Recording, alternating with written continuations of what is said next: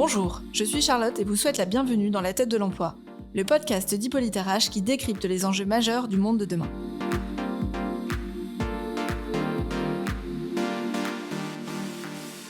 Le vieillissement de la population s'accélère en France et dans la plupart des pays développés.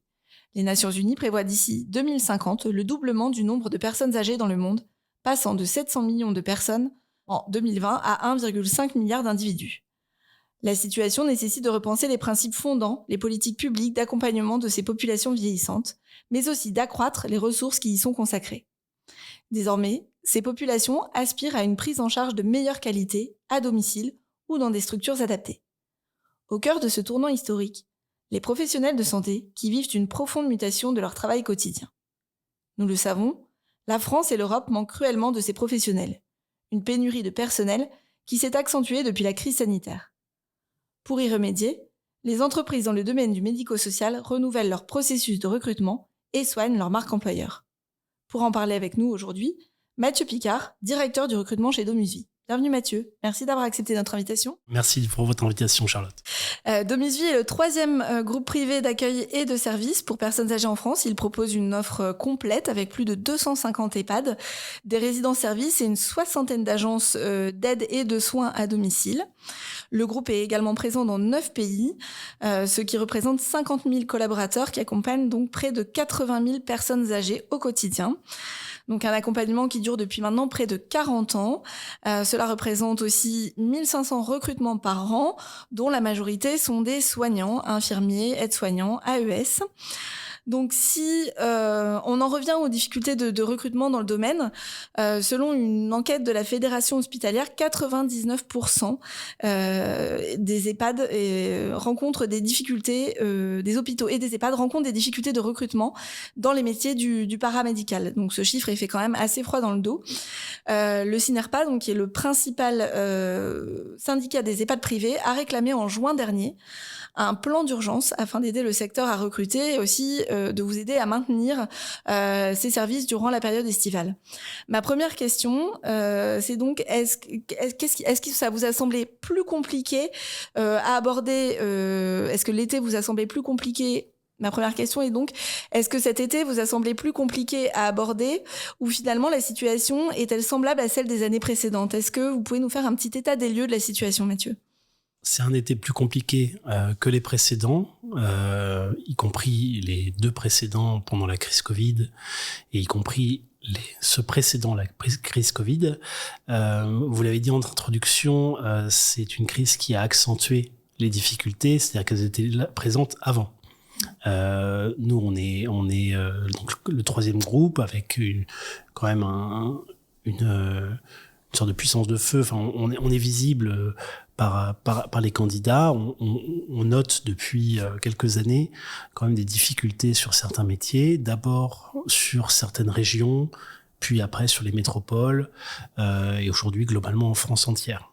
Est-ce que vous savez combien d'infirmiers et d'aides-soignants vous avez recrutés depuis le début de l'année? Alors, on a une année qui est positive. Ouais. Donc, on a plus d'entrées que de sorties en termes de CDI. On arrive à attirer des nouvelles personnes. Il y a, cela dit, tout de même un turnover. Le turnover fait que on aimerait bien quand même pour nos résidents et les personnes à domicile, c'est mieux que les personnes voient toujours les mêmes visages, en fait, que les personnes restent, du coup, en poste. Même si on arrive à les remplacer, on préfère que les gens restent. Mmh. Alors, on en a parlé un petit peu avant, mais le syndicat, le CINERPA, a demandé la mise en place d'un contenu de plan d'urgence. Le CINERPA a demandé la mise en place d'un plan d'urgence semblable à celui de la crise sanitaire.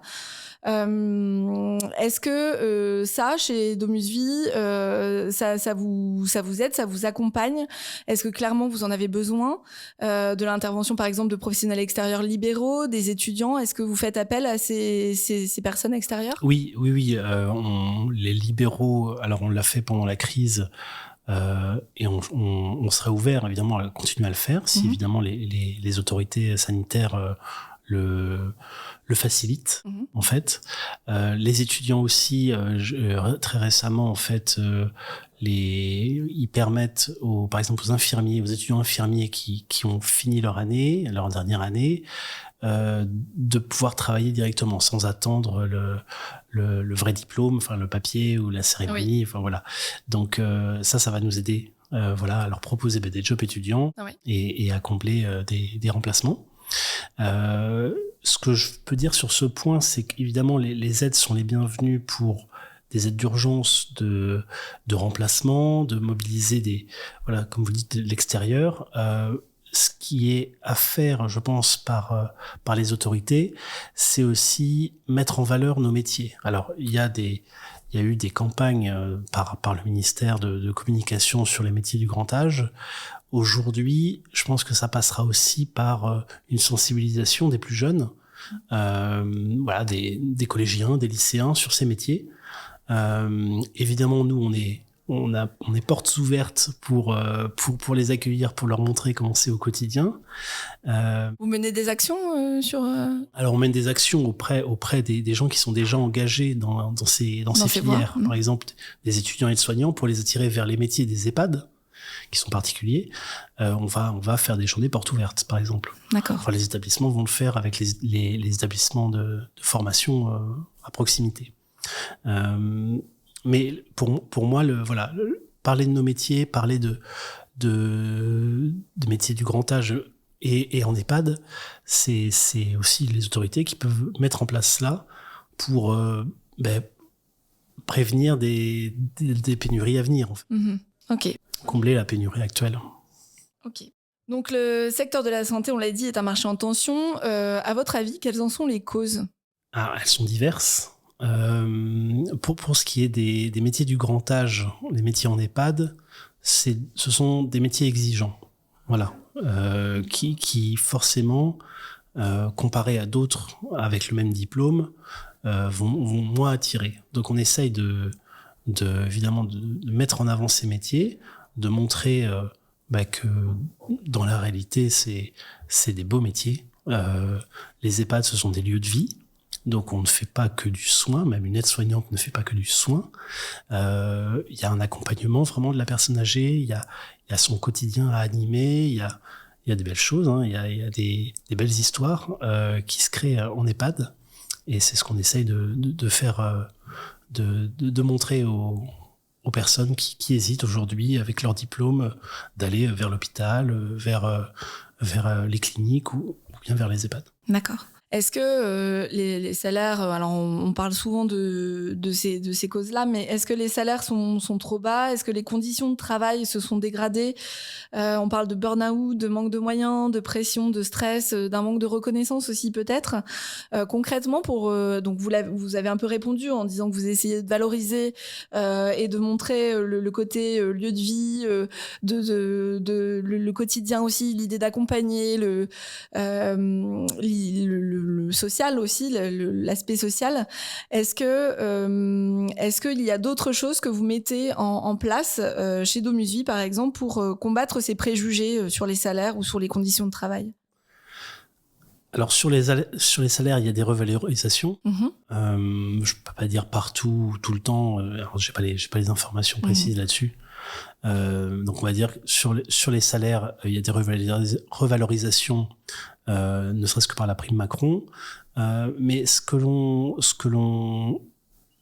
voit quand on parle à tous ces candidats, et moi j'ai une équipe qui est en contact quotidien avec des candidats soignants, infirmiers, aides-soignants, c'est que certes la rémunération est très importante, mais les conditions de travail dans le sens organisation, planning, il y a eu un changement en fait dans les attendus de la part des candidats.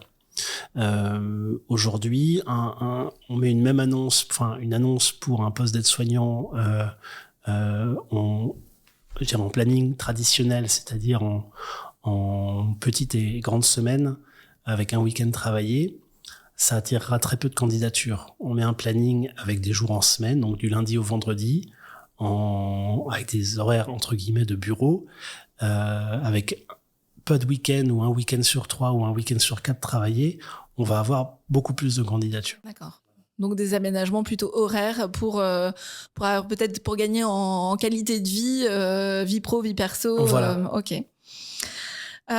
Cette situation, inévitablement, elle entraîne des conséquences. Par exemple, l'absentéisme. Le taux d'absentéisme n'a fait que croître ces dernières années. En 2012, on avait un chiffre de 7,4%. 9% en 2019 et 10% en 2021. Donc on voit bien que ça augmente. Cela fragilise, j'imagine, le fonctionnement au quotidien des équipes. Comment faites-vous chez DomusVi pour lutter contre cet absentéisme ? Alors, l'absentéisme, je pense qu'il découle, cette augmentation de l'absentéisme, il découle aussi d'un changement dans ce que les gens recherchent. Depuis la crise, beaucoup plus de personnes cherchent des missions ponctuelles, veulent pas forcément s'engager sur une structure, mais plutôt, alors peut-être par attrait de la rémunération, puisque du coup ils peuvent beaucoup plus travailler. Ils veulent pas s'engager forcément et ils recherchent des missions, de l'intérim. Ils occupent leur quotidien avec plusieurs missions, plusieurs types de missions. Ce qui fait que nous aussi, on s'adapte à ça. Et très récemment, on a lancé une application en interne, JobVi, qui propose aux professionnels de s'inscrire, de rentrer leur disponibilité et aux établissements donc de faire appel à eux. D'accord. Nous venons d'évoquer le sujet des salaires, des conditions de travail. C'est des sujets qui sont malheureusement très souvent exploités par les médias. Cette mauvaise image que les médias peuvent donner du secteur, est-ce que, selon vous, ça peut freiner des vocations ? Alors, de ce que très récemment, avec les dossiers qui sont sortis sur l'émission Cache Investigation, on a un peu sondé justement les candidats. On n'a pas vu de baisse de candidature. D'accord. Et puis en sondant les candidats, on a vu que DomusVi a été très peu cité dans l'organisation de ces EHPAD, dans le travail de ces EHPAD au quotidien. Donc on n'a pas eu de retour négatif de la part de candidats. D'accord. Donc oui, donc ça n'a pas un énorme impact. Et puis je pense aussi qu'ils savent peut-être faire la part des choses. Oui. Ok, alors si on en revient à la question du recrutement, on a parlé tout à l'heure de la période estivale, mais vous, chez DomusVi, comment avez-vous pris le contre-pied ? Comment ça s'organise cette période estivale en amont dans le recrutement chez DomusVi ? Alors on prépare bien en amont la période estivale, par exemple pour les remplacements d'été. Tout ce qui est la restauration, les cuisines, donc, pour recruter des cuisiniers, on le prépare dès février. D'accord. On prend très dans le quotidien, très opérationnellement, on prend connaissance auprès des établissements des jours de congé de leurs cuisiniers et de leurs chefs cuisiniers, et on met en place du sourcing et des annonces dès le mois de mars pour l'été. D'accord. Vous faites comment comment vous recrutez ? Vous allez sur des job boards ?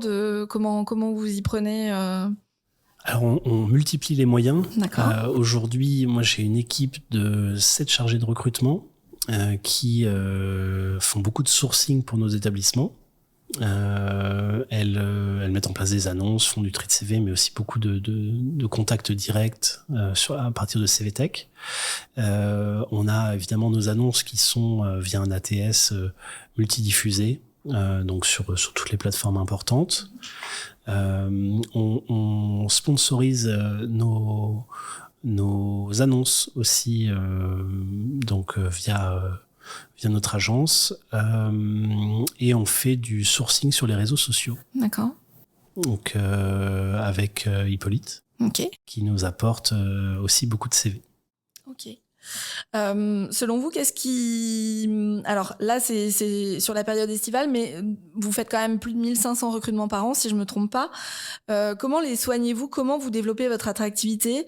Est-ce que ça vous demande d'être tout le temps dans l'innovation ? Est-ce que il y a des choses que vous avez testées et qui n'ont pas fonctionné et sur lesquelles vous ne reviendrez pas parce que justement ça fonctionne pas avec les cibles que vous cherchez à atteindre ? Alors moi, mon objectif, c'est pour les dossiers qui me sont donnés, c'est de soigner l'expérience candidat. l'expérience candidat, elle va du premier clic sur une annonce jusqu'à, pour moi, les premières semaines d'intégration sur un poste. Donc j'ai toute cette chaîne et alors en amont de l'annonce, jusqu'à l'annonce, la candidature elle-même, c'est bien géré. Ensuite c'est l'intégration et ça on sensibilise les établissements pour justement qu'ils s'organisent pour quand quelqu'un prend un poste, que la personne soit bien accueillie, soit qu'on lui fasse le tour de la résidence, qu'on la présente à tout le monde, qu'on soigne son arrivée, parce que c'est très important. On fait ça dans toutes les industries, dans toutes les donc la santé ne doit pas y déroger. Et donc aujourd'hui, on met en place en fait des livrets d'accueil, des diverses des goodies, ce genre de choses auprès des établissements pour qu'ils soignent l'intégration de leurs nouvelles recrues. Sans oublier aussi le contact local, en fait, qui est très important avec ce que nous, on appelle en interne les prescripteurs de l'emploi. Ça peut être la mission locale, évidemment le pôle emploi, les écoles à proximité, ça peut être la mairie, ça peut être même, j'ai envie de dire, la boulangerie du coin.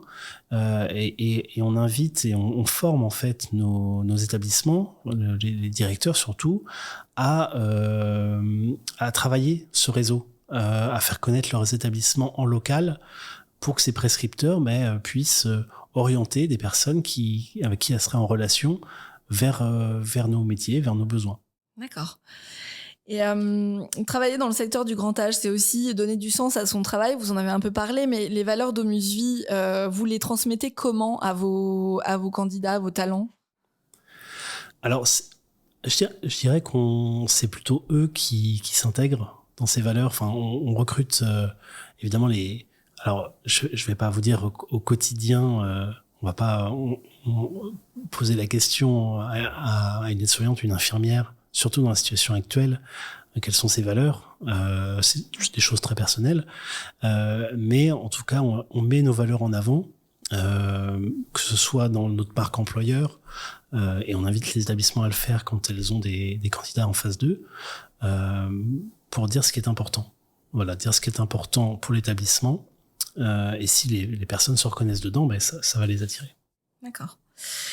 Donc, une fois le talent recruté, comment vous le fidélisez ? Parce qu'une fois qu'il est arrivé, que tout s'est bien passé, qu'il s'est bien intégré, comment faites-vous pour le garder, ce talent ? Alors, on a depuis plusieurs années un programme. C'était pas un programme un projet, ça fait de lui-même en fait. C'était un hashtag qui à l'origine, c'est petites et grandes attentions. En fait, ce sont tous les dispositifs à destination de nos collaborateurs dans les établissements qui font que on soigne leur quotidien. Ça peut être par exemple donc ça peut être du soutien scolaire, ça peut être des indemnités kilométriques, de l'aide vraiment pour leur quotidien, pour leur faciliter les choses. Et ça soigne notre attractivité, mais ça leur facilite leur quotidien.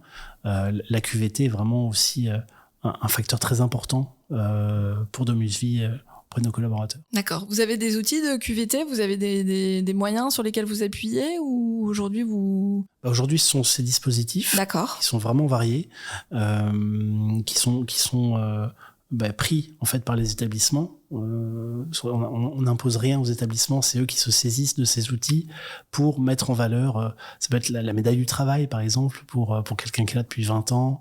Ça peut être vraiment au quotidien des petits gestes qui font que la personne se sent considérée, à raison, et qu'on leur facilite leur quotidien. Finalement, on reste toujours dans l'humain, en fait. Ah, c'est le plus primordial. important. Ok. Est-ce que vous favorisez la formation continue chez Domus Vie ? Tout à fait. On est aujourd'hui avec un processus de VAE qui est vraiment institutionnalisé en fait. Donc l'établissement repère parmi leurs effectifs des profils qui souhaitent évoluer et donc les inscrivent grâce à une direction formation au siège dans un processus de VAE. D'accord. On a imaginé. Est-ce que chez Domusi, on pourrait imaginer s'inspirer d'un concept, celui d'hôpital magnétique. Alors c'est un concept qui vient des États-Unis, hein, qui vient même des États-Unis depuis les années 80, qui a été imaginé par des soignants avec des prises de décision partagées, des valeurs d'autonomie, de délégation, de la reconnaissance du travail, au travail, pardon. Est-ce que c'est quelque chose aujourd'hui appliqué plutôt dans le public, et qui peine à arriver en France, mais est-ce que on pourrait l'imaginer dans des structures privées comme celle de Domusvi?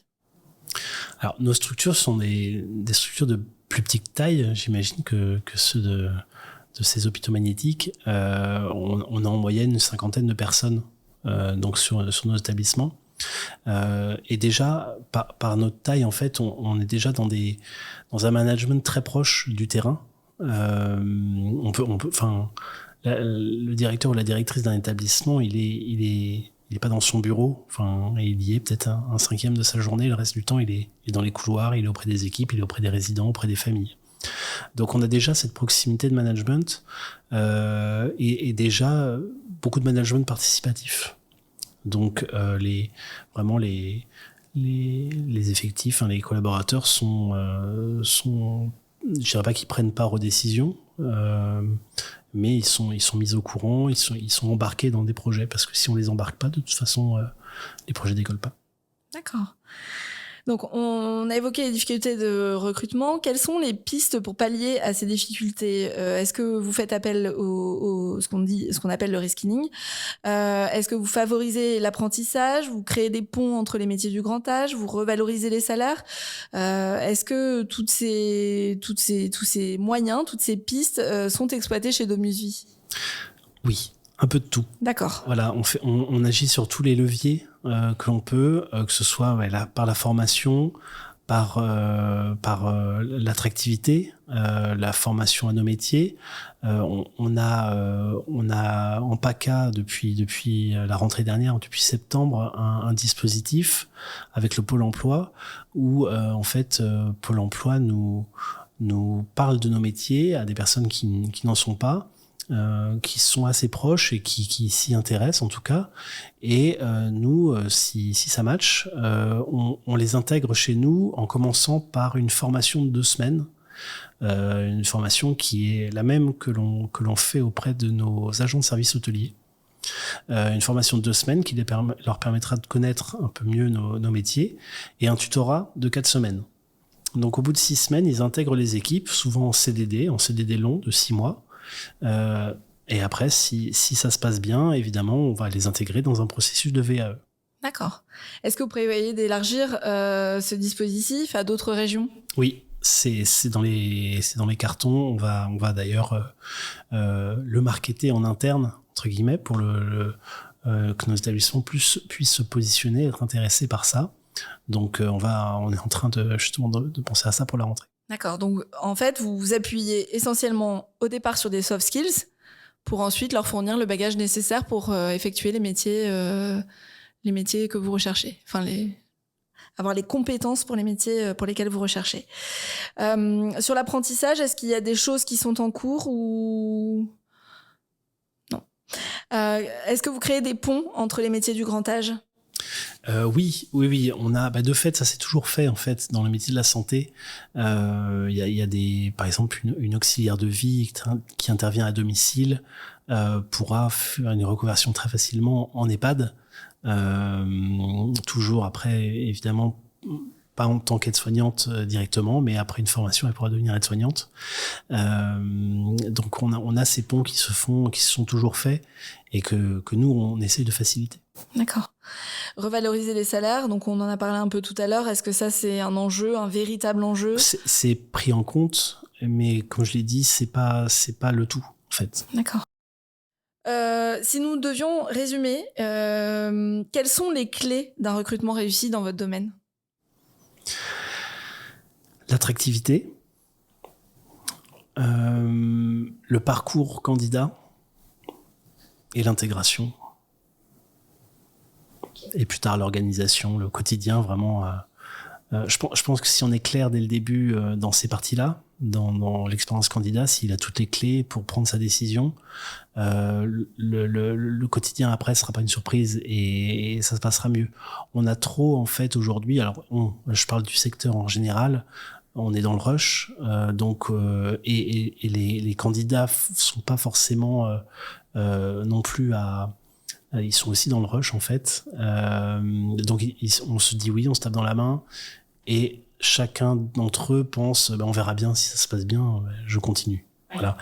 Là on doit soigner ça, on doit soigner vraiment verrouiller, répondre à toutes les questions pendant le process et soigner l'intégration. Et après, ça peut que aller bien. Pour être quasi certain que ça matche, en fait, tout de suite après. Ok, quel avenir voyez-vous pour les métiers de la santé, Mathieu ?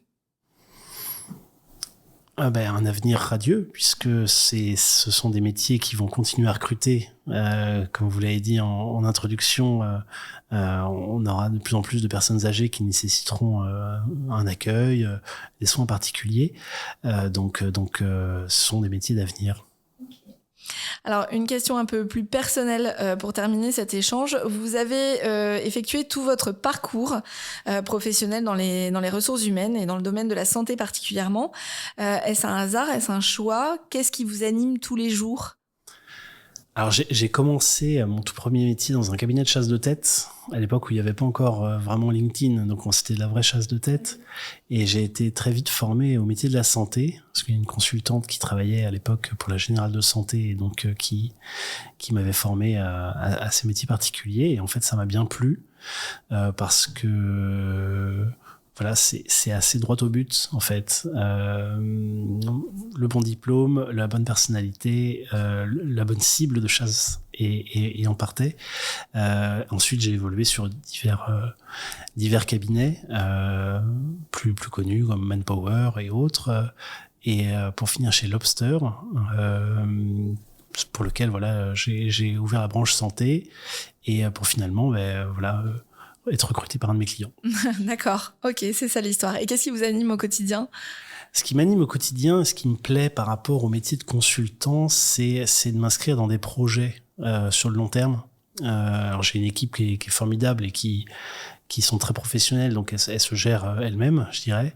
Donc moi, j'interviens plus sur des projets aujourd'hui, mettre en place en fait des outils facilitant le recrutement. Donc, dont l'application de vacation dont je vous ai parlé pour les remplacements. D'accord. Okay. Donc, c'est ça qui m'anime. Ok. Merci Mathieu pour cet échange. Voilà, c'est la fin de cette première saison de notre podcast La tête de l'emploi, qui, je l'espère, vous aura plu. Je remercie encore Mathieu Picard d'avoir accepté notre invitation, mais également tous nos autres invités. Vous pouvez retrouver les 6 épisodes sur les plateformes d'écoute et sur Hippolyte RH. On se retrouve très vite pour une nouvelle saison. En attendant, je vous souhaite un bel été à tous. À bientôt.